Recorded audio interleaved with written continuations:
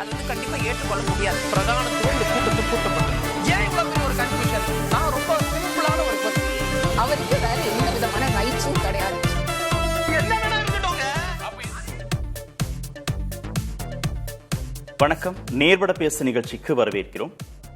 தாவேகா அமைச்சரவையில் திமுக கூட்டணியில் இருந்த விசிகாவும் காங்கிரசும் இடம்பெற்றிருக்கிறார்கள். திமுக கூட்டணியில் தொடர்வோமா இல்லையா என்பது குறித்து பொதுக்குழுவை கூட்டி முடிவு செய்வோம் என்று மதிமுகவும் இந்திய யூனியன் முஸ்லீம் லீக்கும் அறிவித்திருக்கின்றன.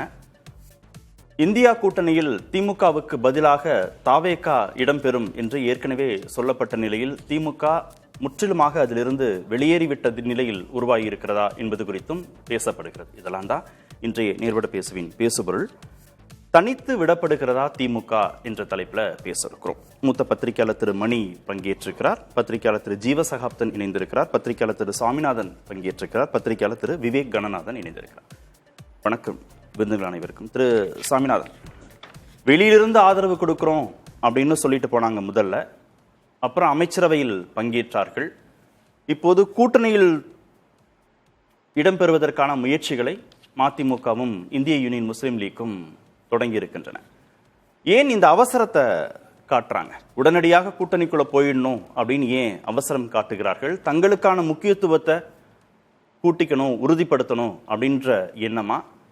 இல்ல அதிமுக தரப்பிலிருந்து எம்எல்ஏக்கள் ராஜினாமா செய்துவிட்டு வந்து விடுகிறார்கள் தாவேகாவுக்கு, அந்த எண்ணிக்கை கூடினால் தாவேகா தன்னிச்சையாக செயல்படும், தங்களுக்கான முக்கியத்துவம் குறைந்துவிடும் அப்படின்னு நினைக்கிறாங்களா? இல்ல, இது முதல்ல அந்த புதிய கட்சிகளுக்கு ஒரு நம்பிக்கை, எப்படி மக்களுக்கு விஜய் அவர்கள் கட்சி மீது ஒரு நம்பிக்கை வந்ததோ, 1,70,00,000 மக்கள் வாக்களித்ததை போல இந்த அரசியல் கட்சிகளுக்கு முதல்ல வெற்றி முக்கியம். நீங்க கடந்த திமுக கூட்டணியில அவர்கள் தொடர்ந்து வெற்றியை அனுபவித்தார்கள். அது 2019 பாராளுமன்ற தேர்தல், 2021 சட்டமன்ற தேர்தல், 24 பாராளுமன்ற தேர்தல்.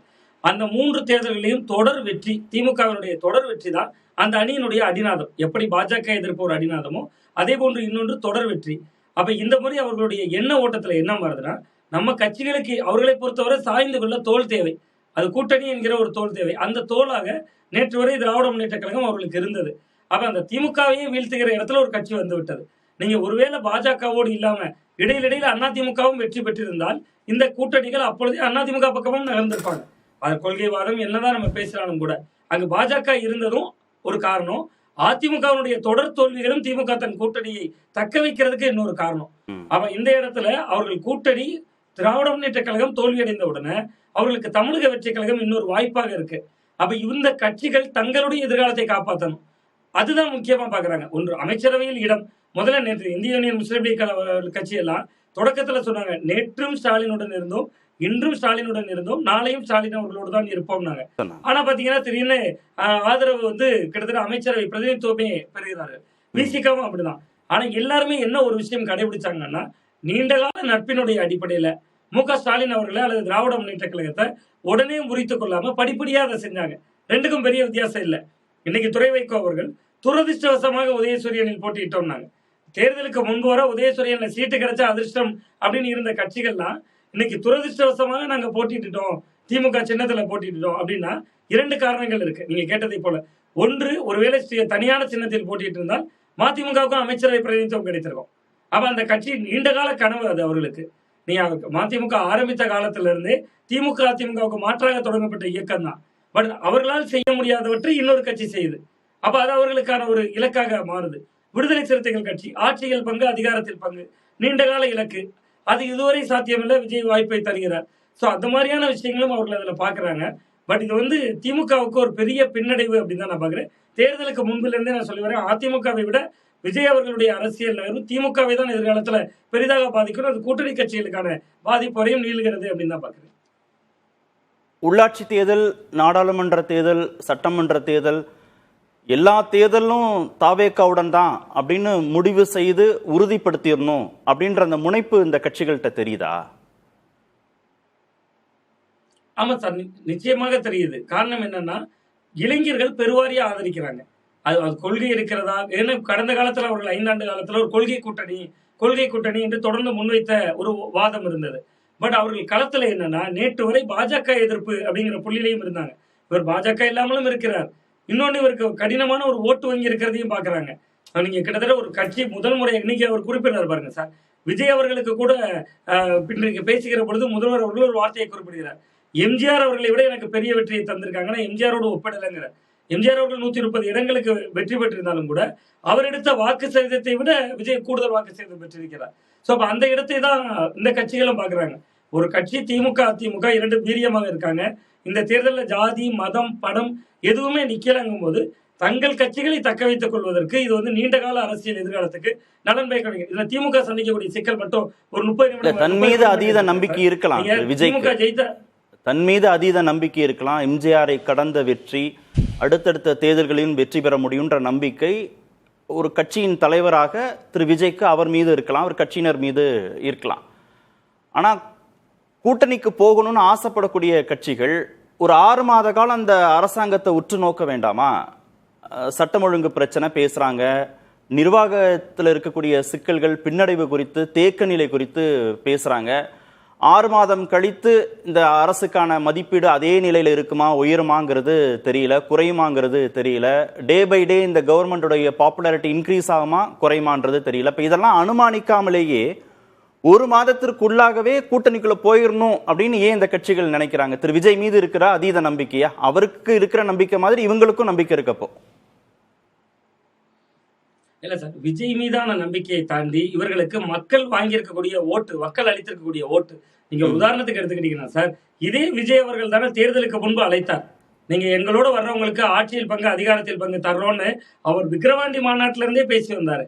அப்ப எந்த கட்சியுமே போகல. நீங்க காங்கிரசினுடைய உண்மை தொண்டர்கள் என் பக்கம் இருக்காங்கன்னு அழைத்து பார்த்தார். அதிமுக வந்து பெரும்பான்மையான நிர்வாகிகள் எங்களை ஆதரிக்கிறார்கள் அவர் பேசினாலும் கூட அதற்கு முன்பு அவர் வலை வீசியது எல்லாமே விசிகாவை சொன்னாரு, பல கட்சிகளை அழைத்தார். அப்பெல்லாம் யாரும் போல. அப்ப இன்னைக்கு விஜய் அவர்கள்ட்ட அதிகாரம் இருக்கிறது, அவருடைய வாக்கை பார்த்துட்டாங்க 34%. அது என்னதான் டேமேஜ் ஆனாலும் அது கொஞ்சம் 10% குறையினா கூட இந்த கட்சிகளால் அந்த எண்ணிக்கை அடைந்து விட முடியும் தானே. கூட்டணி திமுக இடைத்தேர்தல் முடிவு வரைக்கும் கூட இந்த கட்சிகள் காத்திருக்கலேன்னு கேட்கிறேன். இடைத்தேர்தல் முடிவு என்னவாக போகுது அப்படிங்கிறது வரைக்கும் கூட இந்த கட்சிகள் காத்திருக்காம விரைவாக கூட்டணியை உறுதி செய்யணும்னு ஏன் நினைக்கிறாங்க? இல்ல, அது முதலில் வருபவருக்கே முன்னுரிமை சார். அதுதான் பொதுவா அரசியல்ல அவர்கள் நினைக்கிறாங்க. முதல்ல நம்ம போய் ஒட்டிக்கிறோம், முதல்ல போய் நம்ம அவர்களோடு இருப்பது மூலமா ஒரு நல்ல ஒரு ரிலேஷன்ஷிப் இல்ல, அப்படிதான் அவர்கள் நினைக்கிறாங்க. முதலில் இப்ப நான் கேட்ட முதல் கேள்வியோட தொடர்புபடுத்திக்கலாமா? அப்போ முதல் கேள்வியோட தொடர்புபடுத்திக்கலாமா? ஒருவேளை அதிமுகவிலிருந்து இன்னும் அதிகமான சட்டமன்ற உறுப்பினர்கள் ராஜினாமா செய்து போய் திரு விஜய்க்கு தேவைப்படக்கூடிய 10ங்கிறது கிடைச்சிருச்சுன்னா தங்களுக்கான முக்கியத்துவம் குறைஞ்சு போயிடும் நினைக்கிறாங்களா அவங்க? ஆமா, நிச்சயமா சார். அதுதான் நான் சொன்னேன், முதலில் வருபவருக்கே முன்னுரிமை. நம்ம போய் அந்த போய் இருந்துக்குவோம், ஒரு சேஃபான இடத்துல போய் உட்கார்ந்துக்குவோங்கிறாங்க. அடுத்த 5 ஆண்டுகள் அவர்களுடைய அரசியலுக்கும் அது கை கொடுக்கும் அப்படிங்கிற ஒரு நம்பிக்கையாவும் இருக்கு. இல்ல, சேஃபா இருக்கிறோமா இல்லையாங்கிறதெல்லாம் போறவங்க தீர்மானிப்பாங்களா இல்ல திரு விஜய் தீர்மானிப்பாரா? இல்ல, அது விஜய் அவர்கள் தான் தீர்மானிப்பாரு. பட் அவர் வந்து இவர்களை நம்பி வந்திருக்காங்கல்ல என்று பார்ப்பார்கள் நினைக்கிறாங்க. அப்படின்னா அதிமுகவிலிருந்து வரக்கூடிய சட்டமன்ற உறுப்பினர்கள் ராஜினாமாவே அவர் அதே என்கரேஜ் பண்ணியிருக்க மாட்டார் தானே? இவங்களே போதும்னு நினைச்சிருந்தா அவங்க கூடவே அவர் வந்து டிராவல் பண்ணியிருப்பார். திரு மணி, திமுகவுக்கும் தாவேகாவுக்கும் இடையே தான் போட்டின்னு இன்றைய திருச்சி கூட்டத்திலையும் திரு விஜய் சொல்றார். பைபோலார் பாலிடிக்ஸ்குள்ள இந்த 2 கட்சிகள் தான் அப்படிங்கிறத உறுதிப்படுத்துகிறார். இப்ப தனித்து விடப்படுகிறதா திமுகனா தாவேகாவோடு ஒரு அணி, எதிர்நிலையில் இருக்கக்கூடிய திமுகவோட அணி, அப்படிதானே இயல்பாக இருக்க முடியும். இதுல திமுகவுக்கான ஒரு அணி கட்டமைக்கப்பட வாய்ப்பே இல்லை அப்படின்னு ஒரு முடிவுக்கு வர முடியுமா? இந்த கட்சிகள்லாம் அங்கே போயிட்டாங்கன்னா திமுகவோட யார்? அண்ணா திமுக, பிஜேபி, அமமுக, தேமுதிக அவங்கெல்லாம் சேர்ந்து, அது கூட அந்த அதிசயம் கூட தமிழக அரசியலில் நிகழலாம், ஆச்சரியப்படுவதற்கு இல்லை. நிகழக்கூடாது, நிகழ்ந்தால் ஆச்சரியம் இல்லை. ஏன்னா இன்றைக்கு முதலமைச்சர் விஜய் அவருடைய உரையில் சொன்ன முதல் முக்கியமான பாயிண்ட்டாக நான் பார்ப்பது, அந்த 5 நாட்கள் அந்த ஒரு அரசியல் ஸ்திரமற்ற தன்மை இருந்த பொழுது திமுக அதிமுக கூட்டணிக்கான முயற்சிகள் மேற்கொள்ளப்பட்டன, அவர்கள் ஆட்சி அமைக்க முயற்சித்தார்கள். முதன்முறையாக முதலமைச்சர் குற்றம் சாட்டுகிறார். கடந்த காலங்களில் எம்ஏ பேபி அவர் சொன்னார், திருமாவளவன் ஒரு பேட்டியில் தெளிவாக சொன்னார், அதன் பிறகு மு வீரபாண்டியன் உங்கள் தொலைக்காட்சி கொடுத்த பேட்டியிலையும் அவரும் சொல்லியிருக்காரு, சிவி சண்முகம் சொன்னார். ஸோ அவர்கள் சொல்வதெல்லாம் விட ஒரு முதலமைச்சர், தேர்ந்தெடுக்கப்பட்ட ஒரு அரசின் முதலமைச்சருடைய இந்த குற்றச்சாட்டு 2 முன்னாள் முதலமைச்சர்களும் கண்டிப்பாக இதற்கு விளக்கம் சொல்ல வேண்டிய ஒரு நிலைக்கு தள்ளப்பட்டிருக்கிறார்கள். அது நடந்துதான் நடக்கலையா? 2 பேரும் மறுக்கட்டும், அதை அதிகாரப்பூர்வமாக மறுக்கட்டும். அதை ஏன்னா அப்படி ஒன்று நிகழ்ந்திருந்தால் அது அவலத்தின் உச்சம், எந்த எல்லைக்கும் இவர்கள் போவார்கள் என்பதற்கு. ஆகவே அந்த கோணத்திலிருந்து நீங்கள் பார்க்கும்பொழுது இன்றைக்கு வைகோவுடைய துரை வைகோ அவர்கள் திருச்சி மக்களவை தொகுதி உறுப்பினர், அவர் வரவேற்றிருக்கிறார் முதலமைச்சரை. அதன் பிறகு அவர் நாங்கள் கூட்டணியில் நீடிப்பது குறித்து பொதுக்குழு முடிவு செய்யுங்கிறார். இந்தியன் யூனியன் முஸ்லீம் லீகும் அந்த நிலையில் தான் இருக்காங்க. கிட்டத்தட்ட ஒரு ஃபுல் சர்க்கிள் வந்துடுச்சு. இன்றைக்கு திமுக தனியாகத்தான் இருக்கிறது, அதில் எந்த சந்தேகமும் கிடையாது. நான் குறைத்து அவர்களை திமுகவை மதிப்பிடவில்லை. அவர்களுடைய 75 ஆண்டுகால வரலாறில் இதுபோல் எத்தனையோ ஏற்ற இறக்கங்களை பார்த்தவர்கள். ஸோ கட்சி இதோடு முடிஞ்சிடுச்சு அப்படியெல்லாம் சொல்வது அபத்தம், அப்படி நான் சொல்லலை. பட் ஒரு பின்னடைவை, பெரிய பின்னடைவை சந்தித்திருக்கிறார்கள். கடந்த காலங்களில் தேர்தலில் தோற்று அதிகாரத்தை இழக்கும் பொழுது வெறும் ஆட்சி மட்டும்தான் போகும். இந்த முறை கிட்டத்தட்ட கூட்டணிகளை அவர்கள் இழந்திருக்கிறார்கள். கட்சிக்குள்ளேயும் மிகப்பெரிய சிக்கல்கள் இருக்கின்றன. அது எந்த நேரமும் வெடிக்க காத்திருக்கக்கூடிய சிக்கலாகத்தான் நான் அறிகிறேன். மறுபடியும் சொல்லுகிறேன், ஆட்சி போவது பெரிய விஷயம் இல்லை. 5 ஆண்டுகளுக்கு ஒரு முறை போகும் வரும், அது கட்சி நிரந்தரம். பட் மு.க. ஸ்டாலின் அவர்கள் 5 ஆண்டு கால ஆட்சியை இந்த முறை இழந்தது என்பது அது ஒரு பெரிய ஒரு நெருக்கடியை கட்சிக்கு கொடுத்துருக்கு. ஏன்னா அவங்க வெறும் ஆட்சியை மட்டும் இழக்கல, கூட்டணி கட்சிகளை கிட்டத்தட்ட இழந்து நிர்கதியாக நிற்கிறார்கள். வேறு விதமான முடிவுகளுக்கு அவங்கள அந்த எண்டுக்கு தள்ளிடுமோன்ற ஒரு ஒரு ஒரு ஒரு ஒரு கருத்தை உருவாக்குகிறது. நான் நினைச்சா துணை முதல்வராக இருக்க முடியும், நான் நினைச்சா விஜயை போய் பார்த்துருக்க முடியும், இல்லை விஜய் என்னை தேடி வந்து துணை முதல்வர் கொடுக்குற மாதிரியான ஒரு சூழலை உருவாக்கி இருக்க முடியும். ஆனால் எனக்கு பதவியோ அதிகாரமோ தேவையில்லை, கூட்டணி தர்மம் தான் முக்கியம் அப்படின்னு திருமிகு பிரேமலதா விஜயகாந்த் பேசுகிறாங்க. இப்போ கூட்டணி கட்சியோடு நின்று போட்டியிட்டு அந்த கட்சியின் அனுசரணையோடு வெற்றி பெற்ற கட்சிகள் அந்த தர்மத்தை மீறி வேறொரு கட்சிக்கு போய் சேர்ந்துட்டாங்க, அதிகாரத்திற்காக போயிட்டாங்க அப்படின்னு அந்த விமர்சன பார்வையோடு அணுக வேண்டியது இல்லை. இல்லை, அப்படியும் நீங்கள் அணுகலாம். இது எதிலிருந்து நீங்கள் பார்க்கணும்னா, பேச்சுவார்த்தையின் பொழுது திமுக இவர்களை நடத்திய விதம் தான் இவர்களை இப்போ தப்பிச்சா போதுன்னு இவர்களை வெளியே ஓட வைத்திருக்கிறது. அப்படியும் நாம் பார்க்க வேண்டும். ஒரு இடத்திற்காக சிபிஎம்மை வந்து இவங்க எவ்வளோ தூரம் பாடாப்படுத்தினாங்கன்றது நமக்கு தெரியும். சிபிஐ வந்து முதலே ஒரு 2 நாட்களில் ஒப்புக்கொண்டு விட்டார்கள். புதியதாக வந்து தேமுதிகவுக்கு நீங்கள் 10 இடங்களை கொடுத்து விசிகா கூடவே 8 ஆண்டுகளாக கூட இருந்த கட்சிகளை நீங்கள் எப்படி நடத்தினீர்கள்? அதோட விளைவை தான் இன்றைக்கி அவங்க அனுபவிக்கிறாங்க. ஆக்சுவலாக அது இன்னும் பெருந்தன்மையோடு அவர்கள், அஃப்கோர்ஸ் இப்போ முடிஞ்சு போச்சு, அதை பேசி பிரயோஜனம் இல்லை. ஆனால் இது ஏன் இப்போ இப்படி நடக்குது? இந்த கூட்டணி கட்சிகள் வெளியில் போகிறாங்கன்னா கார்த்திகேயன், இது வெறும் அதிகாரத்துக்காக போகிறாங்கன்னு நான் நினைக்கல, நிச்சயமாக அப்படி நினைக்கல. இப்போ பிஜேபி நாளைக்கு வந்து கூப்பிட்டா போயிடுவாங்களா? போக மாட்டாங்க, கண்டிப்பாக போக மாட்டாங்க. அன்றைக்கு ஆட்சி அமைக்க முடியலன்னா குடியரசுத் தலைவர் ஆட்சி வந்திருக்கும். ஒன்ஸ் பிரசிடென்ட் ரூல் வந்துன்னா அவங்க 2 மாதத்துல இல்லை 6 மாதம் வரைக்கும் கூட அதை கண்டினியூ பண்ண முடியும். அதுக்கு நடுப்புற என்னென்ன நடக்கும்னு தெரியாது. இதில் அந்த 5 நாட்களில் அதிமுக திமுக கூட்டணி பேசப்பட்டது என்பது உண்மை. அப்போ அது வந்து புதியதொரு அரசியல் பாதையில் திமுக பயணிக்கிறது என்ற அச்சத்தையும் வந்து அவர்களுக்கு ஏற்படுத்தி இருக்கிறது. எம்ஏ பேபியோட பேட்டியை, முதல் பேட்டியை நீங்கள் கவனத்தில் எடுத்துக்கணும். அஃப்கோர்ஸ் 2வது நாள் அவர் குட்டிக்காரனை அடித்து மாற்றி பேசினார். அப்போ இது எல்லாத்தையும் வைத்து பார்க்கும் பொழுது ஒரு அனுபவம் வாய்ந்த கட்சி, 75 ஆண்டு அனுபவம் வாய்ந்த கட்சி, விஜய் முதலமைச்சராகிவிடக்கூடாது என்பதற்காக எந்த எல்லைக்கும் அவர்கள் கீழே போவதற்கு துணிந்தார்கள் என்பதுதான் வந்து இன்றைக்கு இந்த கட்சிகள் வைகோ உட்பட தாவேக்காவோடு போய் சேருவதற்கான ஒரு உந்து சக்தியாக இருக்கிறது என்று நான் பார்க்கிறேன். இதில் இருக்கக்கூடிய ஒரு ஆபத்தாக நான் பார்ப்பது, இப்படி முழுவதுமாக நீங்கள் தனித்து விட்டீர்கள், தனித்து அவர்கள் விடப்பட்டால் அவர்கள் என்டிஏவை நோக்கி நகருவார்கள். அவங்கக்கிட்ட எம்பிஸ் இருக்காங்க, 32 எம்பிக்கள் இருக்கிறார்கள். குறிப்பாக நாடாளுமன்றத்தில் மக்களவையில் 22 எம்பிக்கள் இருக்கிறார்கள். 3/2 பங்கு மெஜாரிட்டியை அவர்கள் என்டிஏவுக்குள்ளே போனாங்கன்னா மோடி அரசு சில முக்கியமான அரசியல் சாசன திருத்தங்களை, கான்ஸ்டியூஷனல் அமெண்ட்மெண்ட்ஸை கொண்டு வரத்துக்கு அரசுக்கு உதவியாக இருக்கக்கூடும். எல்லாரும் கைவிட்டாங்கன்னா அவர்கள் எங்கே போவாங்க? ஏன்னா வாக்கு வங்கி அரசியல் இருக்கக்கூடிய ஒரு கட்சி தன்னுடைய இருப்பை உறுதி செய்து கொள்வதற்கு தான் முதல் ப்ரையாரிட்டி, முக்கியம். இத்தனை ஆண்டு காலம் பாஜக எதிர்ப்பை தீவிரப்படுத்திட்டு பாஜகவுடன் கூட்டணிங்கிற இடத்தை நோக்கி திமுக நகர் இல்லை. அப்படி போனால் ஆச்சரியப்படுறதுக்கு எதுவும் இல்லை. அப்படி கடந்த காலங்களில் இவங்க போனவங்க தானே. 99 2004 காலகட்டம், கிட்டத்தட்ட 5 ஆண்டுகள் வந்து பாஜக ஆட்சியில் வந்து இருந்தவர்கள். அவர்கள் குஜராத் கலவரங்களின் உச்சத்தில் அவர்கள் பாஜகவோடு உடன் இருந்தவர்கள். அதனால் நடக்காதுன்னெலாம் நீங்கள் வந்து நடக்கும்னு நான் சொல்லலை, நடக்காதுன்னெலாம் எந்த உத்தரவாதத்தையும் கொடுக்க முடியாது. நீங்கள் அவர்கள் கோணத்திலிருந்து பார்த்தால் கூட்டணி கட்சிகள் எல்லோரும் அவர்களை விட்டு வெளியேறும் பட்சத்தில் அவர்கள் என்டிஏவை நோக்கி நகருவது என்பது ஆச்சரியம் அளிக்கக்கூடிய ஒன்றாக இருக்காது என்று தான் நான் பார்க்கிறேன். திரு ஜீவா, கூட்டணி விவகாரத்தில் திமுக தனித்து விடப்பட்டிருக்காங்கிறது பிரதானமான கேள்வி.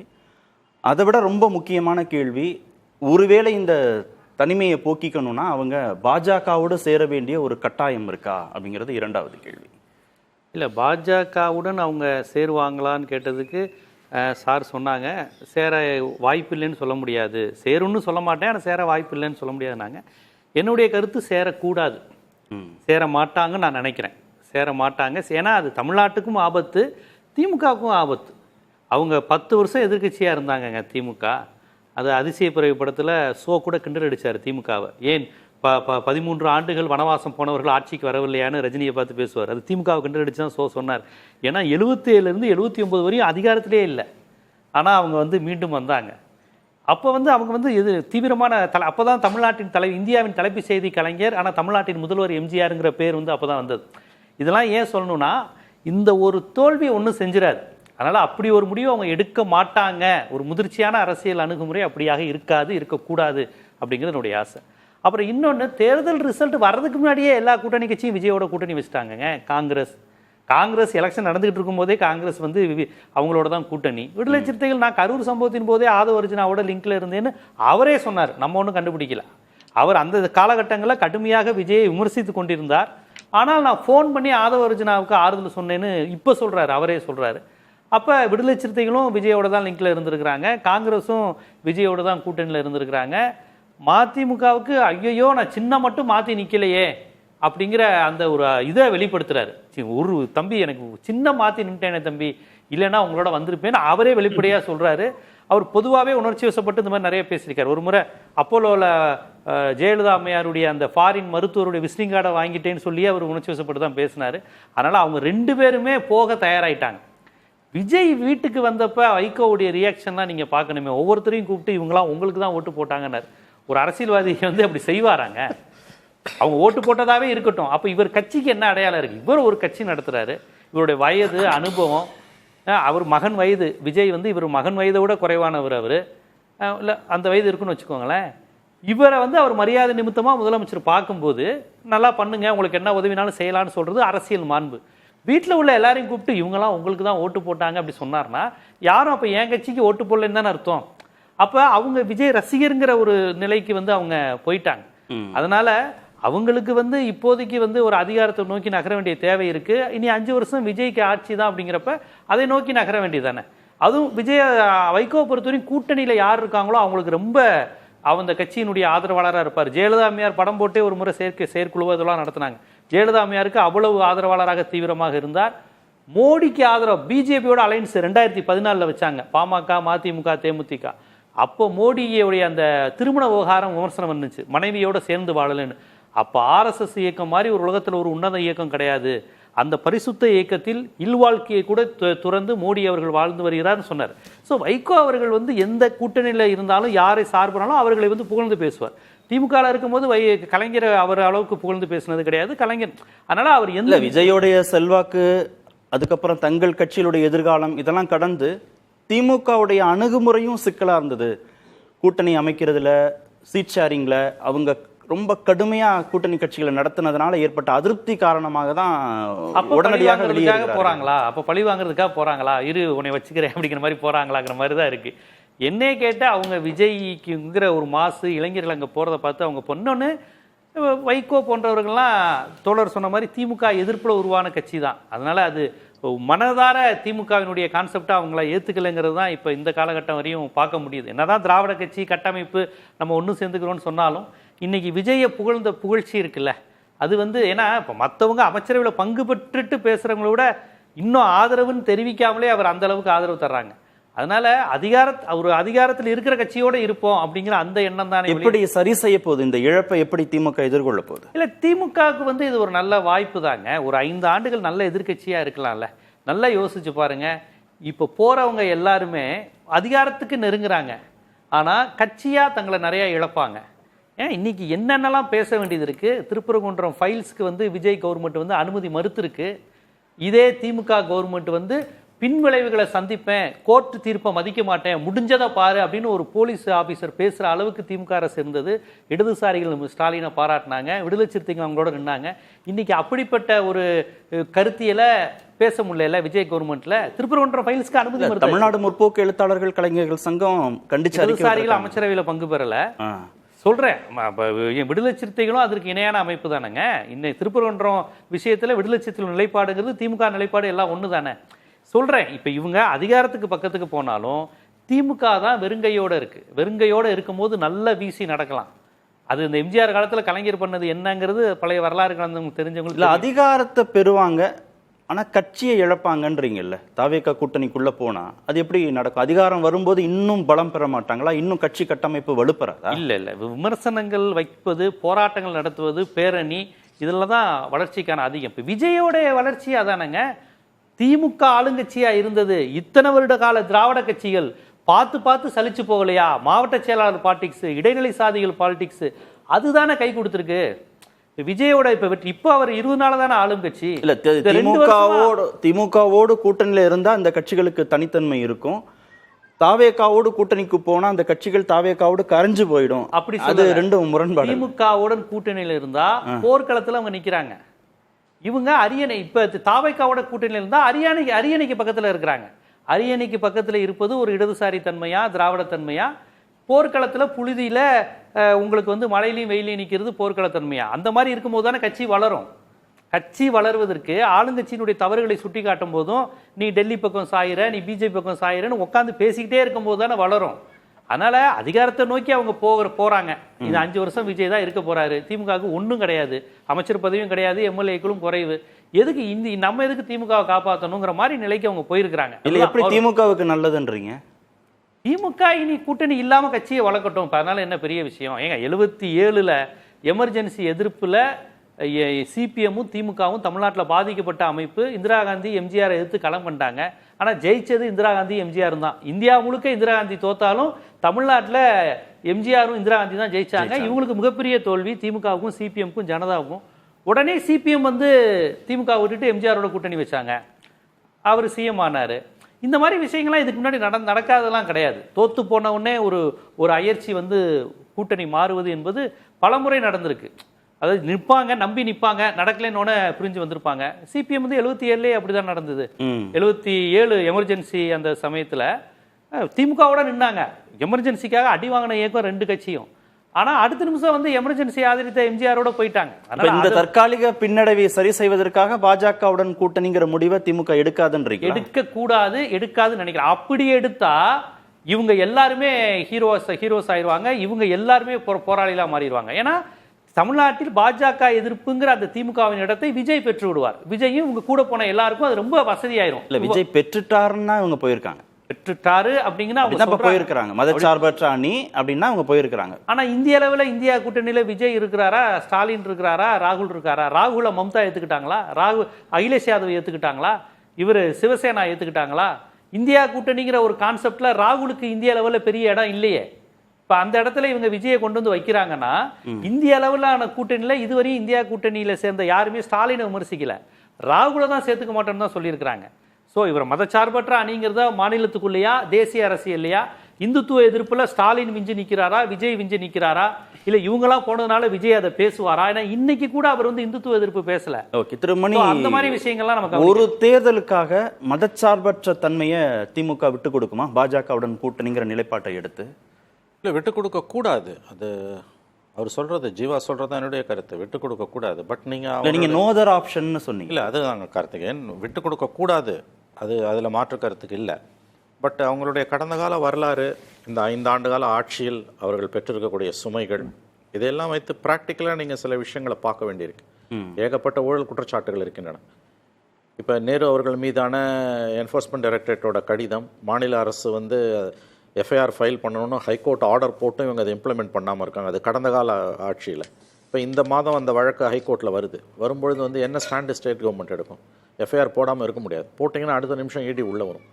இப்போ நான் வெளிப்படையாகவே சொல்கிறேன், கடந்த ஆட்சியில் நடந்த தவறுகளில் விஜய் அரசு வந்து நடவடிக்கை கண்டிப்பாக எடுக்கும் என்று நான் கருதுகிறேன். அப்படி எடுக்கும் பொழுது ஒரே நேரத்தில் நீங்கள் வந்து மாநில அரசையும் மத்திய அரசையும் பகைத்து கொண்டு உங்களால் ஆள முடியுமா? ப்ராக்டிக்கலாக இருக்கக்கூடிய டிஃபிகல்ட்டிஸ் இருக்குது, நிறையா இருக்குது. இந்த 5 ஆண்டு காலத்தில் அவர்கள் செய்த தவறுகள், நீதிமன்றத்தின் கண்டனத்திற்கு உள்ளான ஊழல் குற்றச்சாட்டுகள், இடி ஃபைல்ஸு, இதெல்லாம் வச்சு பார்க்கும்பொழுது அனுபவ ரீதியாக நீங்கள் வந்து ப்ராக்டிக்கலாக பார்த்தீங்கன்னா, யதார்த்தத்தின் அடிப்படையில் பார்த்தீர்கள் என்றால், ஒரே நேரத்தில் மாநில அரசையும் மோடி அரசையும் பகைத்து கொண்டு இன்றைய திராவிட முன்னேற்ற கழக அரசால், அன்றைக்கு 76 கலைஞர் இருந்தது 13 ஆண்டுகள், அது பழைய வரலாறு, அதை இன்றைக்கி பேசுகிறதுல அர்த்தம் கிடையாது. இந்த அரசால், இந்த கட்சியால் அதை சமாளிக்க முடியுமா என்றால் அவர்கள் முன்னால் இருக்கக்கூடிய அந்த சவால்கள் மிக மிக வலுவானவை. இப்போ தாவேகாவுக்கும் பாஜகவுக்கும் நல்லுறவு இருக்கும் பட்சத்தில் இது நடக்கும் அப்படி நல்லுறவு இருக்கணும்னு அவசியம் இல்லை. அந்த கேள்வியை மன்னிக்கணும், அந்த கேள்வி தவறு என்று நான் கருதுகிறேன். அதாவது நீங்கள் அவங்க உறவு அது நல்ல உறவாக இருக்கட்டும் அல்லது அது எப்படி வேணால் இருந்துட்டு போட்டோம். நீங்கள் திராவிட முன்னேற்ற கழகத்தின் பார்வையிலிருந்து, அதாவது அவர்களுடைய கோணத்திலிருந்து பார்ப்பீர்களே ஆனால், ஒரே நேரத்தில் இங்கே இருக்கக்கூடிய ஒரு மாநில அரசையும் மத்திய அரசையும் எதிர்த்து அரசியல் செய்வது கடினமானது. உண்மையிலே இன்றைய திராவிட முன்னேற்ற கழகத்திற்கு அது கடினமானது. இப்பயே நான் சொல்றேன், இந்த 2-3 வாரங்கள் நடந்த சம்பவம், திமுகவையும் அதிமுகவையும் தாவேகா பலவீனப்படுத்தட்டும், மேலும் மேலும் பலவீனப்படுத்தட்டும்ங்கிற புள்ளியை நோக்கி பாஜக நகரும் பட்சத்தில் தானே, அதுக்குதான் அந்த கேள்வி. நான் என்ன கேட்குறேன், இப்போ இந்த ஒரு 3 வாரங்கள் நடந்த சம்பவங்களை பாருங்க. அவருடைய பிஜேபி எதிர்ப்பு என்பதே இன்றைக்கு நீர்த்து போயிருக்கிறது. 3 வாரத்தில் தான் நான் சொல்றேன், இஷ்யூஸ் அடிப்படையில் சொல்றேன். இப்போ நீட்டில் ஒரு மிகப்பெரிய கொலாப்ஸ் நடந்தது. உங்களுக்கு அவங்க ஒரு பெரிய அளவில் ஆர்ப்பாட்டம் எதுவுமே நடத்தலை. கி வீரமணி அவர்கள் நடத்தின ஆர்ப்பாட்டத்தில் டிகே செல்வங்கவன் ஒரு பார்வையாளராக கலந்துக்கிட்டார். 1 பெட்ரோல் டீசல் விலை உயர்வு கடந்த 10 நாட்களாக இன்னைக்கு கூட ஏறி இருக்குது. இடதுசாரிகள் விசிகாவும் ஆர்ப்பாட்டம் நடத்துகிறாங்க. திமுக எங்கே பெரிய அளவில் ஆர்ப்பாட்டம் நடத்துச்சு? ஒன்றுமே இல்லை. அப்போ இதெல்லாம் சின்ன சின்ன அறிகுறிகள் உங்களுக்கு இல்லை. இப்போ இதெல்லாம் தாவேகாவுக்கும் பொருந்தும்னா அப்போ மதச்சார்பற்ற தன்மையை யார் இங்கே வச்சுக்க போறா தமிழ்நாட்டில்? இல்லை, தாவேகாவும் ஆர்ப்பாட்டம் நடத்துற பேசுறது தாவேகா விடுங்க. நீங்க அவங்க மோடி எதிர்ப்பு கிடையாது, அவங்களுக்கு பிஜேபி எதிர்ப்பு கிடையாது. நீங்க இவங்க 2 பேரும் ஒன்னா சேர்த்து ஆர்கியூ பண்றதே தவறு. நாம் பேசுவது திமுக தனித்து விடப்பட்டிருக்கிறதா இல்லையா எனும் பொழுது, எழக்கூடிய எதிர்கால சூழல்களை பற்றி நாம் விவாதிக்கும் பொழுது, என்னுடைய பார்வை ஒரே நேரத்தில் அவங்க விஜய் அரசையும் மோடி அரசையும் எதிர்த்து அரசியல் பண்ண முடியாது. ஒரு ஸ்டாண்டு, ஏதாவது ஒரு பக்கசார்பு எடுக்க வேண்டிய நிலைக்கு அவர்கள் தள்ளப்படுகிறார்கள் என்று தான் நான் பார்க்கப்படுகிறேன். ஓகே திரு விவேக், பாஜக எதிர்ப்பை தாவேகா பண்ணாத நிலையில திமுகவுக்கு தானே அது அட்வான்டேஜா இருக்கும். பாஜக எதிர்ப்பை இன்னும் வீரியமாக பண்ணுவதற்கான களம் அவங்களுக்கு தானே அதிகமாக ஏற்படும். பாஜக எதிர்ப்பு அரசியலை செய்து அந்த வாக்குகளை வாங்கணும்ல, அரசியல் செய்யலாம். நீங்க இப்ப எதிர்த்து அடுக்க இந்த நடந்த சம்பவங்கள் இருக்குல்ல, இந்த 10-15 நாள், இப்ப நீட் சார் சொன்ன மாதிரி நீட்டு பிரச்சனை, பெட்ரோல் விலை பிரச்சனை, இதற்கடுத்து நீங்க அறிக்கைகள் கொடுத்து போராட்டங்கள் நடத்தி அந்த அரசியலுக்கான கவன ஈர்ப்பை தங்கள் பக்கம் திருப்பலாம். அந்த வாக்குகளை வாங்க முடியுமா? இதுதான் அங்க பெரிய கொஸ்டின். ஏன்னா இப்போ காங்கிரஸ் நிலையான ஒரு முடிவை எடுத்துட்டாங்க. நாங்க தாவேகா கூட தான் இருக்க போறோம் அப்படின்னு. காங்கிரஸ் எடுத்த நிலைப்பாட்டை ஒட்டி மற்ற கட்சிகளும் அந்த நிலைப்பாட்டை எடுத்துட்டாங்க. இதுல என்னன்னா, இதுல பேச வேண்டிய முக்கியமான இன்னொரு விஷயம், இந்த கட்சிகள் ஏன் இவ்வளவு தீவிரமாக இந்த முடிவை எடுக்கிறார்கள் அப்படின்னா, திமுக அதிமுக கூட்டணின்னு ஒன்று பேசப்படுது இல்லையா? அது தேர்தல் முடிந்த பிறகு எண்ணிக்கை கூட்டணியாக பேசப்பட்டது. உங்க எண்ணிக்கையை நாங்கள் உங்களுக்கு தரோம், நம்ம 2 பேரும் ஜெயிச்சு, நம்ம 2 பேரும் ஒரு அக்ரிமெண்ட்ல வச்சு நம்ம ஆட்சி அமைப்போம், விஜய் ஆட்சி அமைக்க வேண்டாம்ன்ற இடத்தில் பேசப்பட்டது. ஆனால் அதற்கான எலக்டோரல் பொலிட்டிக்கல் அலையன்ஸ் இருக்குல்ல, அந்த வாய்ப்பை 2 பேரும் இன்னும் மறுக்கல. அது சார் குறிப்பிட்டு காட்டினாரு. இப்ப நீங்க மிகப்பெரிய குற்றச்சாட்டை உதயநிதி மேல சொல்றாங்க. நீங்க திராவிட இயக்கத்தினுடைய 100 ஆண்டு கால மரபுகளை குளிதோண்டி புதைத்து நீங்கள் அதிமுகவோட கூட்டணி செல்வதற்கு அவர் முயற்சித்தார். இன்ன வரைக்கும் அவர் மறுக்கல. எடப்பாடி பழனிசாமியை எதற்காக எதிர்த்துட்டு போனாங்க அந்த 25 எம்எல்ஏக்கள்? நீங்க போய் திமுக கூட்டணி வைக்க போனீங்க, எங்களுக்கு அது பிடிக்கல, நாங்க தாவேக ஆதரிக்கிறோம். இதுதான் இது. இப்ப நீங்க அவர் திருப்பி போயிட்டு அங்க சேர்ந்துட்டாங்க. இப்ப எடப்பாடி பழனிசாமி தான் உறுதி கொடுத்துருக்காரா, நான் திமுக கூட்டணி வைக்க நினைச்சது தப்புன்னு சொன்னாரா, இல்ல எதிர்காலத்தில் கூட்டணி வைக்க மாட்டேன்னு சொன்னாரா? அப்போ அந்த திமுக அதிமுக கூட்டணிக்கான வாய்ப்புகள் இன்னும் அப்படியே உயிர்ப்போட இருக்கு. அப்ப திமுகவும் அதிமுகவுமே சேர்ந்து கூட்டணி வைக்க போறாங்கன்னா இந்த மற்ற கட்சிகள் என்ன பண்ணுவாங்க?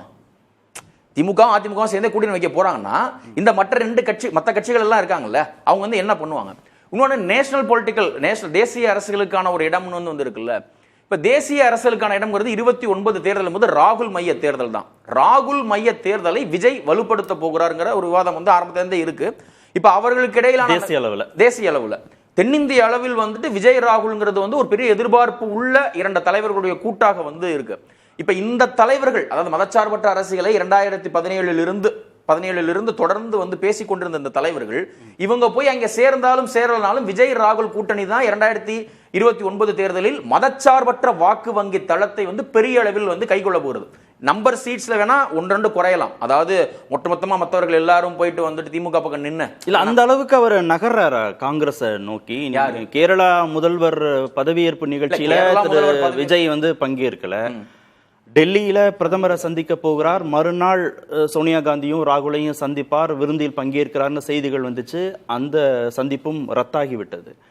கேட்டா கிறிஸ்டோபர் திலக் வந்து விளக்கம் கொடுக்கிறாரு, இது அரசு முறை பயணம், அதனால சந்திக்கல, நிதி ஆயோக் கூட்டத்துக்கு வரும்போது சந்திப்பார்னா, அப்ப நிதி ஆயோக் கூட்டம் அரசு முறை பயணம் இல்லையான்ற ஒரு கேள்வி வருது. அப்ப ஏன் சந்திப்பு ரத்தானது, அதற்கான விளக்கம் கொடுக்கல.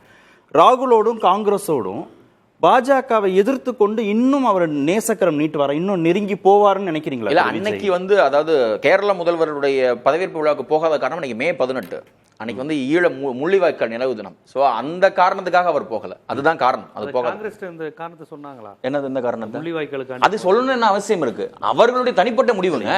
ஒரு பதவியேற்பு ராகுல் காந்தி வந்தார், அவர் இல்ல தேசிய தலைவர். இல்ல, அது இது ராகுல் காந்தியோட பதவியேற்பு விழா கிடையாது. இல்ல, இது வந்து கேரள முதல்வர் பக்கத்து அவங்க கூட்டணி கட்சியோட பதவியேற்பு விழா தானே. இது வந்து நீங்க அது எல்லா கூட்டணி கட்சி எல்லா நிலவுகளுக்கும் போய் செய்யணும்னு விளக்கமாவது கொடுத்திருக்கணும். சரி, இல்ல, அது அவர்களுக்கு இடைப்பட்ட விஷயம். அதுல இன்னொன்னு, டெல்லி சென்ற பொழுது அவரை சந்திப்பதாக முன்கூட்டியே ஒரு ஷெட்யூல் எதுவும் வந்து இல்ல. ஆனால் இவர்களுக்குள் திட்டம் வேறு ஏதாவது வேலை இருந்துச்சு, அதனால சதீஷன் பதவியேற்புக்கு போகலைன்னா கூட காங்கிரஸ் பெருசா எடுத்துக்காது. முள்ளிவாய்க்கால முன்னிறுத்தி நாங்க வரல. அதுல வந்து இல்ல, அதுல வந்து இல்ல இல்ல அதுல வந்து தாவேக்காவுடைய நிலைப்பாடை தான் நீங்க பார்க்கணும். சரியா? நீங்க ஒவ்வொரு கட்சிக்கும் ஒரு நிலைப்பாடு, ஒரு அரசியல் இருக்குல்ல. நீங்கள் வந்து கூட்டணிக்காக உங்கள் அரசியலை நீங்க இழக்க முடியாது. கூட்டணி என்பது கூட்டணி தான். உங்கள் அரசியலை நீங்க இழக்க முடியாது. அவர்கள் அதில் தெளிவாக இருந்திருக்காங்க. அந்த புத்திசாலித்தனத்தை தான் நம்ம அதுல இருந்து பார்க்கணும். என்ன ஜோதிமணி என்ன சொன்னாங்க? அதிமுக சட்டமன்ற உறுப்பினர்கள் ராஜினாமா செய்து விட்டு வரும்போது திருமிகு ஜோதிமணியோட ட்வீட் என்ன? ஜோதிமணி ட்வீட்டை பேசணும்னா நம்ம மாணிக்கம் தாக்கூர் ட்வீட்டையும் பேசணும்.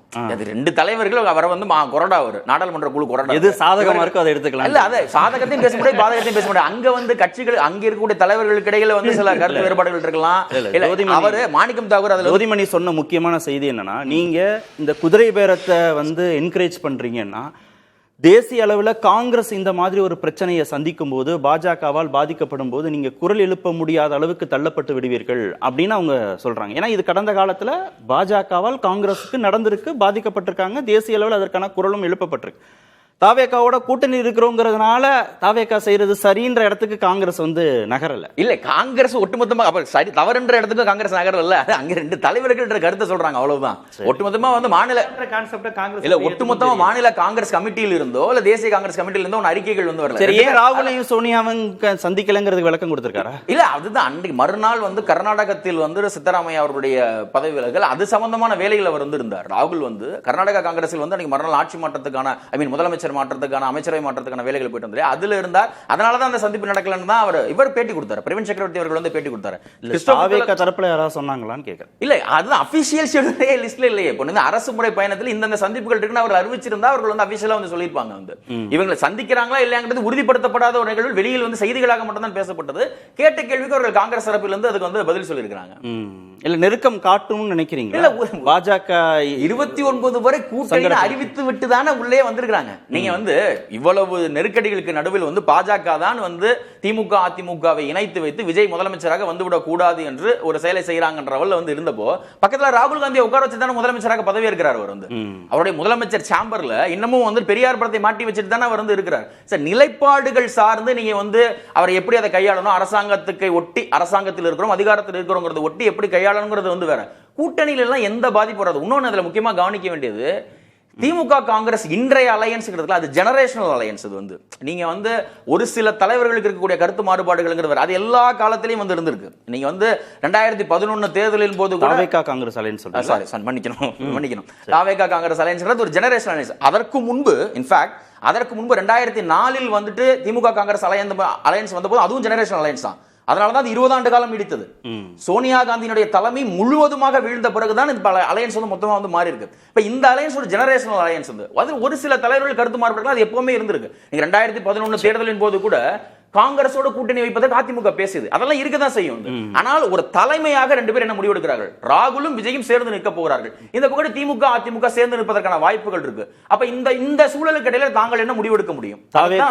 திமுகவும் அதிமுகவும் நாடாளுமன்ற தேர்தலில் கூட்டணிக்கு இருப்பதற்கான வாய்ப்புகளை வந்து மறுக்க முடியாது இல்ல, மறுக்க முடியாது. அதற்கான புள்ளி இருக்கான்னு பேசும். திரு சாமிநாதன், காங்கிரஸை பின்பற்றி இடதுசாரிகள், விசிகா, இந்திய யூனியன் முஸ்லீம் லீக், இப்போ மதிமுகன்னு தாவேக்காவை நோக்கி கட்சிகள் போறாங்கன்னா, அமைச்சரவையில் இடம் கொடுத்திருக்கிறாங்க காங்கிரஸுக்கு தாவேக்கா. அதற்கு பிறகு காங்கிரஸுக்கும் தாவேக்காவுக்குமான உறவு எப்படி இருக்கு? பாஜகவை எதிர்த்து கொண்டு காங்கிரஸுக்கான முக்கியத்துவத்தை தென்னிந்திய அளவிலேயோ தேசிய அளவிலேயோ அடுத்தடுத்து தாவேக்கா முக்கியத்துவம் கொடுக்கறதுக்கான வாய்ப்புகள் இருக்கா? அந்த முக்கியத்துவம் என்பது இப்போ ஒரு உள்ளாட்சி தேர்தல் வந்தாலே தெரிந்துவிடும். தாவேகா எங்கெல்லாம் வலுவாக இருக்கிறதோ அந்த இடத்த முதல்ல காங்கிரஸ் கேட்க ஆரம்பிப்பாங்க. கூட்டணி கட்சிகளுக்கு எவ்வளவு அழுத்தம் கொடுப்பாங்க என்று நமக்கு தெரியும். பீகார் போன்ற மாநிலத்துல கடைசியில தேர்தல் நெருக்கத்துல ரொம்ப பக்கத்துல 8 தொகுதிகள்ல மாத்தி மாத்தி போட்டியிட்ட காட்சிகள்லாம் பார்த்தோம். பாண்டிச்சேரியில ஃப்ரெண்ட்லி ஃபைட் நடத்துவாங்க. இந்த விஷயங்களை எல்லாம் திமுக எதிர்கொண்டது, சமாளித்தது. அந்த இடமே முதல்ல தாவேகாவுக்கு ரொம்ப சிக்கலாக மாறும். முதல்ல ரெண்டாவது வந்து கிட்டத்தட்ட அந்த உறவு நிலையில இருக்கக்கூடிய சிக்கல்கள். பாஜகவை ஒரு வீரியமாக எதிர்க்கல. இன்னொன்று வந்து பாஜக தான் கொள்கை எதிரி, பாஜக அரசு இல்ல அப்படின்னு இன்னும் சீக்கிரத்திலே விளக்கம் தரலாம் நினைக்கிறேன். கிட்டத்தட்ட பாஜக தானே கொள்கை எதிரி, எங்களுக்கு பாஜக அரசு இல்ல அப்படின்னு சொல்லக்கூடிய அளவுக்கு பாஜகவை எதிர்த்தால்தான் காங்கிரஸ் அந்த அணியில் இருக்கிறதுலே லாபம். நீங்க ஒரு சிறிய உதாரணம் எடுத்துக்கிட்டீங்கன்னா சார், இன்னைக்கு வந்து கிட்டத்தட்ட திராவிட முன்னேற்ற கழகம் தொடர்ச்சியாக அவர்கள் பாஜக எதிர்ப்பு அரசியலும் செஞ்சாங்க. அதனால அந்த அலையன்ஸுக்கு வந்து அவ்வளவு பெரிய வெற்றி வந்தது. நீங்க காங்கிரஸ், மார்க்சிஸ்ட் கம்யூனிஸ்ட், இந்திய கம்யூனிஸ்ட் மட்டும் இருந்துட்டா இந்த கட்சிகள்லாம் சேர்ந்ததுனாலேயே சிறுபான்மையினர் ஒன்றிணைந்து ஓட்டு போட்டுருவாங்கன்னு சொல்லிவிட முடியாது. இந்த சட்டமன்ற தேர்தல் முடிவுக்கு பிறகு இந்த சட்டமன்ற தேர்தல் முடிவுக்கு பிறகு பாஜக எதிர்ப்புனால பெருசா லாபம் இல்ல அப்படின்னு தாவேகா கருதுவதாக தெரிகிறது. அவங்களுக்கு சிறுபான்மை சமூகமோ இல்ல சாதி சிறுபான்மையோ மத சிறுபான்மையோ அந்த வாக்குகள் வர்றதோ பாஜக எதிர்ப்புங்கிற புள்ளியில வரலன்னு அவங்க நம்புறாங்க. ஆமா சார், நிச்சயமா இந்த தேர்தலில் எதிரொலிக்கல. நீங்க அடுத்து வருகிற நாடாளுமன்ற தேர்தலை பொறுத்தவரை மோடியா ராகுல் காந்தியா அப்படி ஒரு கணக்கு வரும். பாஜக எதிர்ப்பு என்பது அதுல கூர்மையாகும். நீங்க ஒரு உதாரணம் மட்டும் சார், இன்னைக்கு திமுக தேர்ந்தெடுக்கக்கூடிய தொகுதிகளிலேயே வாணியம்பாடி, பாபநாசம், மணப்பாறை, ஆம்பூர், பாளையங்கோட்டை, கடையநல்லூர், பரமக்குடி, ராமநாதபுரம், தென்காசி, சென்னையை பொறுத்தவரை சேப்பாக்கம், துறைமுகம், இத்தனை தொகுதிகளில் இஸ்லாமியர் வாக்குகள் கணிசமாக இருக்கு. அப்ப கிட்டத்தட்ட அது ஒரு வகையில ஏதோ ஒரு வகையில பாஜகவுக்கு எதிராக அவர்கள் செய்த வேலை அல்லது அந்த அணி அது ஒரு பிளே பண்ணிருக்கலாம். நீங்க இவ்வளவு தூரம் கிட்டத்தட்ட விஜய் அலை வீசிய பின்னும் கூட சென்னையில 2 தொகுதிகள் எப்படி ஜெயிக்கிறாங்க? அந்த 2 தொகுதியிலையும் இஸ்லாமியர்கள் வாக்குகள் 23% குறையாம இருக்கு. சோ அந்த ஓட்டு பாராளுமன்ற தேர்தல் வரும்போது இன்னும் அதிகமா பிளே பண்ணுமே. நீங்க இன்னொன்று, விஜய் அதற்கு முன்பு எதிர்வாக்குகள் இல்ல. நீங்க அடுத்து வரக்கூடிய நாடாளுமன்ற தேர்தலுக்கு இடையில இந்த 2 ஆண்டு ஆட்சியினுடைய மதிப்பீடும் வருமே. நீங்க நேற்று வரை ஒரு புதிய சக்தி திமுகவையும் அதிமுகவும் விமர்சிக்கலாம். இன்னைக்கு கூட அவர் விமர்சிக்கிறார். நீங்க திமுக விமர்சனங்களா வைக்கிறார். 2 ஆண்டுகள் கழித்து அதே விமர்சனம் போதுமானதாக இருக்காது. திரு மணி, காங்கிரஸ், இடதுசாரிகள், விசிகா, இந்திய யூனியன் முஸ்லீம் லீக், மதிமுக பெர்செப்ஷனா அது மதச்சார்பற்ற அணி அப்படிங்கிறது கை கொடுக்குமா தாவேகாவுக்கு? இல்ல பாஜக எதிர்ப்புங்கிற கள செயல்பாடுகள் கை கொடுக்குமா தாவேகாவுக்கு? கள செயல்பாடுகளே அவங்க கிட்ட ஒண்ணுமே கிடையாது. அவங்க பிஜேபி எதிர்த்து என்ன பேசினாங்க? கொள்கை எதிரின்னு முழங்கினாரு. அதன் பிறகு நடைமுறையில் திருப்பரங்குன்ற இஷ்யூலாம் வாயை திறக்கல. சட்டமன்ற தேர்தலுக்கு விட்டுருவோம், நாடாளுமன்ற தேர்தலுக்கு பேசணுமே. எல்லா இடத்துலையுமே பேசணுங்க. இப்போ அடுத்த 23 வருஷம் இருக்குது, அதில் என்ன பேச போகிறாங்கன்னு நமக்கு தெரியாது. இந்த கூட்டணி அவங்க கூட இருப்பது அவங்களுக்கு ஆல்ரெடி தமிழகத்தில் வந்து உங்களுக்கு வந்து இயல்பாகவே இருக்கக்கூடிய அந்த பாஜக எதிர்ப்பு, அதை கடந்த சில ஆண்டுகளாக திராவிட முன்னேற்ற கழக கூட்டணி மேலும் வலுவாக கட்டமைத்திருக்கிறது. 3 மக்களவைத் தேர்தல்களில் பிஜேபிக்கு தொடர்ந்து தோல்வியை பரிசாக கொடுத்த ஒரே மாநிலம் அது ஜெயலலிதாவாக இருந்தாலும் ஸ்டாலினாக இருந்தாலும் யாராக இருந்தாலும் அடுத்த முறை என்ன நடக்கும்னு நமக்கு தெரியாது. ஆகவே நீங்கள் இந்த கட்சிகள்லாம் தாவேகாவோட இருக்கிறது தாவேகாவுக்கு பலமா, இல்லை இந்த கட்சிகளே இல்லை ஆனா பாஜக எதிர்ப்பை நாங்கள் தீவிரமா பண்றோம்னு திமுக செஞ்சா அவங்களுக்கு லாபமா? இந்த கட்சிகள் எங்க இருக்குதோ அதுதான் பலம். காங்கிரஸ் இருக்கிறது பலம். காங்கிரஸ் இருக்கிற கூட்டணிக்கு தான் மதச்சார்பற்ற அந்த வாக்குகள் பெரிய அளவில் போகும். காங்கிரஸ் இல்லைன்னா திமுகவுக்கு அந்த பாதிப்பு வரும். அதை ஞாபகம் வச்சுக்கோம். ஏன்னா கடந்த காலங்களில் வந்து இடதுசாரிகளையும் காங்கிரஸையும் தவிர மற்றவங்க எல்லாருமே பிஜேபியோட ஏதாவது ஒரு காலகட்டத்தில் இருந்தவங்க தான். அப்படி இருக்கும்பொழுது வந்து காங்கிரஸ் இல்லைன்னா அந்த பர்செப்ஷன் வைஸ் வந்து திமுகவுக்கு அது பாதிப்பை ஏற்படுத்தும். கடந்த தேர்தலில் வந்து கிட்டத்தட்ட காங்கிரஸ் திமுக கூட்டணி உடைந்து விட்டது நம்ம எல்லாரும் நினைக்கும் பொழுது எப்படியோ கஷ்டப்பட்டு அதை ஒட்ட வச்சதுக்கு முக்கியமான காரணமே அந்த பர்செப்ஷன் வாரில் ஜெயிக்கணுன்றது தான். உங்கள் கேள்விக்கான பதில் என்பது இப்போ நீங்கள் சொன்ன அத்தனை கட்சிகளும் தாவேகாவோட இருக்குன்னா அவர்கள் இருந்தார்கள் என்றாலே அது வந்து பலம் தான். எனவே இன்னும் 3 வருஷம் இருக்குது. 3 வருஷத்தில் என்ன நடக்கும்னு நமக்கு தெரியாது. ஆனால் இந்த திமுகவோட இடத்தை மக்களவைத் தேர்தல்களில் மதச்சார்பற்ற என்ற கூட்டணி என்ற அந்த அணிக்கு இந்த கட்சிகள் எல்லாம் ஒன்றாக இருந்தால் அது தாவேகாவுக்கு தான் பலம். காங்கிரஸ் எங்கே இருக்குதோ அங்கே தான் வந்து உங்களுக்கு அந்த செக்யூலர் ஓட் பேங்க்ன்றது ஜென்ரலாக அதுவும் பார்லிமெண்ட் எலெக்ஷனில் கன்சாலிடேட் ஆகும். கள செயல்பாடுகள் அரசுடைய செயல்பாடுகள் எந்த அரசியல் செயல்பாடுமே இல்லாத ஒரு ஒரே ஒரு நிமிஷங்க, எத்தகைய அரசியல் செயல்பாடுகளுமே இல்லாத ஒரு வித்தியாசமான அரசியல் கட்சியாக தான் தாவேகா இருக்குது. வித் நில் பொலிட்டிக்கல் ஆக்டிவிட்டீஸ். என்ன அரசியல் செயல்பாடுகள் இந்த 2.25 வருஷத்தில் ஒன்றுமே இல்லையாங்க. எத்தனை போராட்டங்கள், எத்தனை விஷயங்களில் முன்னெடுத்தாங்க, பல விஷயங்கள் அவங்களுக்கு கருத்தே இல்லை. இந்த 20 நாட்களையும் கூட வந்து அவங்க என்ன செயல்பாடுகள் பொலிட்டிக்கலி ஸ்பீக்கிங் அவங்க என்ன எதிர்வினை ஆற்றி இருக்கிறார்கள். ஆகவே ஒரு குறைந்தபட்ச அரசியல் செயல்பாடுகளுடைய ஒரு கட்சினா அது தாவேக்கா தான். அப்போ இந்த கட்சிகள் கூட இருந்தாங்கனாலே அவங்களுக்கு போதும், அது அதிர்ஷ்டம் தான் அவங்களுக்கு. ஜீவா, பெர்செப்ஷன் அளவில் தாவேக்காவுக்கு பலம், காங்கிரஸோ இடதுசாரிகளோ இந்தியன் யூனியன் முஸ்லீம் லீக்கோ, அந்த இடைவெளியை திமுக எப்படி நிரப்ப போகுது? இல்லைங்க, இப்போ வந்திருக்க கூட்டணி வந்து பாஜக அல்லாத கூட்டணி, பாஜக எதிர்ப்பு கூட்டணி கிடையாது. பாஜக இல்லை அவங்கள்ட்ட, காங்கிரஸ் அந்த இடத்துல இருக்கு. உங்களுக்கு ஐடியாலஜிக்கலாக உங்களுக்கு பாஜகவை எதிர்க்கிற தலைமை அங்கே இல்லை. இவங்க ஆனால் இவங்க போயிருக்க கட்சியெல்லாம் பாஜக எதிர்ப்பு கட்சிகள், விடுதலை சிறுத்தைகள், ஆதரவு தரக்கூடிய இடதுசாரிகளாக, அது அவங்கள நம்ம குறைத்து மதிப்பிடவே முடியாது. ஆனால் ஒரு மாநில சுயாட்சி மாநில உரிமைன்னு வரும்போது திமுகவா காங்கிரஸானா திமுக தலைமை தான். இன்னைக்கு ஆளுநர் வந்து துணைவேந்தர் விவகாரத்தில் டக்குன்னு காங்கிரஸ் ஒரு கருத்து சொன்னாங்க பாருங்க. சென்டர் கான்செப்ட்னு வரும்போது பிஜேபியும் காங்கிரஸும் ஒன்று சேர்ந்துக்குவாங்க. மத்திய அரசுக்கான அதிகாரம்ங்கிறத வந்து காங்கிரஸும் பிஜேபியும் ஒரே கான்செப்ட் தான். டெல்லிக்கு மாநில அதிகாரம் வேணுங்கிறத ராகுல் காந்தி விரும்பலையே. அரவிந்த் கெஜ்ரிவால் தானே பிஜேபி எதிர்ப்பாளர் தானே, ஏன் பிஜேபி எதிர்க்க கூட ராகுல் காந்தி தயாரா இல்லை. அதனால தான் அந்த இந்தியா கூட்டணியில் கூட லேட்டாக வந்து அவங்க ராகுல் காந்தி வந்தார், கெஜ்ரிவால் லேட்டாக வந்தாருலாம் சொன்னாங்க. இப்போ அதே மாதிரி தான் ஒரு கூட்டணி அமைச்சரவையில் காங்கிரஸ் வந்த உடனே மாநில உரிமைங்கிற கான்செப்ட் வந்து டக்குன்னு தள்ளாடுது பாருங்க. திமுக தலைமை அப்படி இருக்காது, ஜெயலலிதா தலைமை அப்படி இருக்காது. அதனால இப்போ உங்க காங்கிரஸ் அப்படிங்கிற ஒரு கான்செப்டை மதச்சார்பற்ற தன்மை அப்படின்னு சொன்னாலுமே, மதச்சார்பற்ற தன்மை, மாநில சுயாட்சி, இந்த மாதிரியான விஷயங்களுக்கு உங்களுக்கு திராவிட கட்சி தான் இந்தியாவுக்கே வழிகாட்டி. அது தோத்துருக்கலாம், ஜெயிச்சிருக்கலாம், அந்த வரலாறுலாம் யாரும் உங்களால் மறுக்க முடியாது. அதை கடைசி 5 வருஷத்தில் திமுக செஞ்சிச்சு, திமுக கூட்டணியிலேருந்து எல்லாருமே செஞ்சாங்க. அதனால இது ஒரு பாஜக அல்லாத கூட்டணி அப்படின்னு தான் நான் பார்க்குறேனே ஒழிய இது பிஜேபி எதிர்ப்பு கூட்டணி கிடையாது. பாஜக காங்கிரஸ் யாருமே இல்லைனாலும் திமுக தனிச்சுனாலும் அது பாஜக எதிர்ப்பு கூட்டணி தான். ஏன் 2014 திமுக வந்து பாஜகவோடையும் இல்லை, காங்கிரஸோடையும் இல்லை, ஜெயலலிதா அம்மையாரும் யாரோடையும் இல்லை, அவங்க தானே வெற்றி பெற்றாங்க, மோடியா லேடியான்னு கேட்டு. அதனால பாஜக காங்கிரஸ் எதோட இன்னும் இருக்கணுங்கிற அவசியம் இல்லை, இல்லாம இருந்தும் வெற்றி பெற்றாங்க. ஜெயலலிதா அம்மையார் யாரு வீரியமா செயல்படுத்துறாங்க, வீரியமா. ஆனா இது வந்து நீங்க சொல்ற மாதிரி இது ஒரு நார்மல் சிச்சுவேஷன் அல்ல. இதை எதிர்கொள்ள வேண்டிய ஒரு சூழல் இருக்கு. இப்படி ஒரு சூழல் வந்ததுல ஃபர்ஸ்ட் இப்படி ஒரு 3 பரீட்சையே தமிழ்நாட்டில் கிடையாது, 2 தானே இருந்தது. திரு விவேக், எப்படி இந்த கூட்டணியுடைய ஈக்குலிபிரியம் மாறும் நாடாளுமன்ற தேர்தலுக்கு முன்பாகங்கிறது தான் பிரதான கேள்வி. எந்த அடிப்படையில் இது மாறுவதற்கான இல்லை, தாவேக்காவிடம் இருக்கக்கூடிய கட்சிகள் அந்த கூட்டணியை அவர்கள் வந்து தொடர்வார்கள். திமுகவுக்கு வந்து 2 பிரச்சனை இருக்கு. ஒன்று, நீண்ட கால இலக்குகள் நோக்கில் நீங்க உங்க கட்சிக்குள், அந்த கட்சிக்குள் பெரிய எக்ஸிஸ்டென்ஷியல் கிரைசிஸ் வந்து இருக்கு, பெரிய லீடர்ஷிப் கிரைசிஸ் வந்து இருக்கு. இப்ப விஜய் வந்து இப்ப பொசிஷன் பண்றதுமே வந்துட்டு விஜய் விசஸ் ஸ்டாலின் தான் பொசிஷன் பண்றாரு. இன்றைக்கு திருச்சியில் ஆற்றிய உரை கூட அப்ப அடுத்து அவர்கள் தயார் செய்து வைத்திருந்த தலைமை அவர் ஸ்டாலினை மீறி வந்து வளரணும். அங்க அந்த பெரிய கொஸ்டின் வந்து இருக்கு. ஸ்டாலினை மீறி வளரணும்னா அவர் பல தலைமைகளை தனக்கு ஆதரவான 2ஆம் கட்ட தலைவர்கள் வந்து உருவாக்கணும். அப்படி யாருமே இந்த தேர்தலில் வெற்றி பெறவில்லை. அது பெரிய கிரைசிஸ். அவரோடு அவர் வயது ஒட்டின அது இளைஞர்கள் இல்லைங்கிறது 2வது கேள்வி.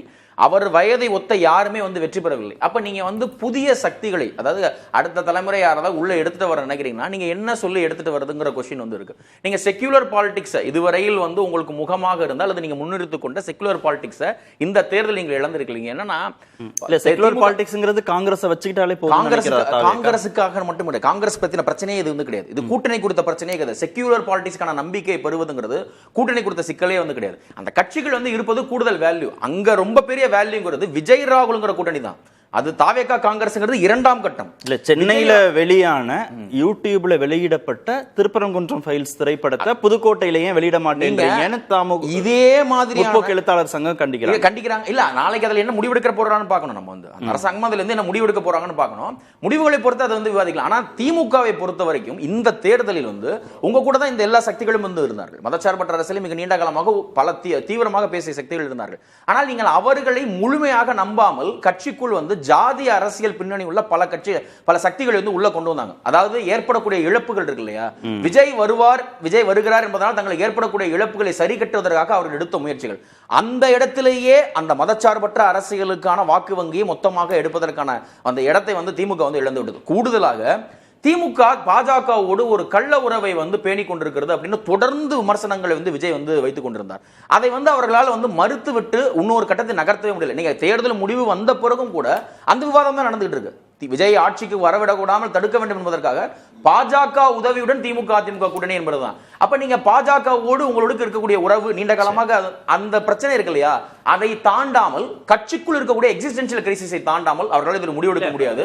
இந்த இரண்டுக்கும் இடையில் அவர்கள் இப்போதைக்கு அதிமுக கூட்டணியை மட்டும் உறுதி செய்து கொள்வார்கள். செய்திக்கு நேரமாயிடுச்சு. இன்னொரு அமர்வுல பேசுவோம். திருப்பரங்குன்ற பயிற்சி முஸ்லீம் லீக் கூட இதுவரையும் கட்டணம் தெரிவிக்கல. அதை மட்டும் நன்றி. நிகழ்ச்சியில் பங்கேற்ற அனைத்து விருந்தினருக்கும் நேர்பட பேசுகிறது. நான் ரொம்ப சிம்பிளான ஒரு person. அவருக்கு வேற எந்த விதமான ரைட்ஸும் கிடையாது.